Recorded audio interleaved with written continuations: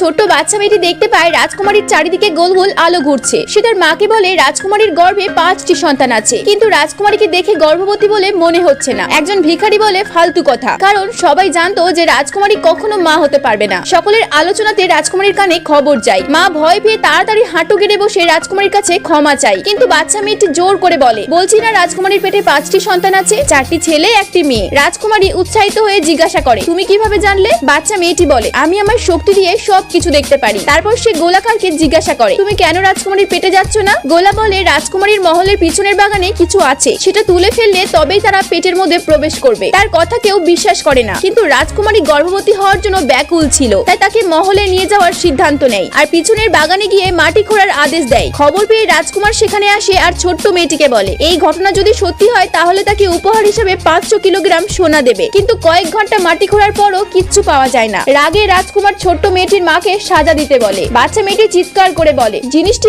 এখনো পাওয়া যায়নি, মাটি খুঁড়তে হবে। কিন্তু সে কোনো কথা না শুনেই মাকে মারতে শুরু করে। মেয়েটি রাগে তার শক্তি দিয়ে সকলকে তুলে আছাড় মারে। সবাই অনেক ভয় পেয়ে যায়। তখনই কাজের লোকটি চিৎকার করে ওঠে, কিছু একটা পাওয়া গেছে। এটা হচ্ছে সেই অভিশপ্ত পুতুল, যেটা রাজকুমারীর পেটে বাচ্চা আসতে বাধা দিচ্ছে। রাজকুমার পুতুলটিকে জ্বালিয়ে দেওয়ার আদেশ দেয়। কিছুক্ষণ পরে আলোর মতো ঝলকে ওঠা গোলা রানীর গর্ভে প্রবেশ করে আর চমৎকার ভাবে রাজকুমারী 5টি সুস্থ সন্তান জন্ম দেয়। এটা দেখে রাজকুমার ভীষণ খুশি হয় আর তার কথা মতো বাচ্চা মেয়েটিকে 500 কিলোগ্রাম সোনা উপহার দেয়।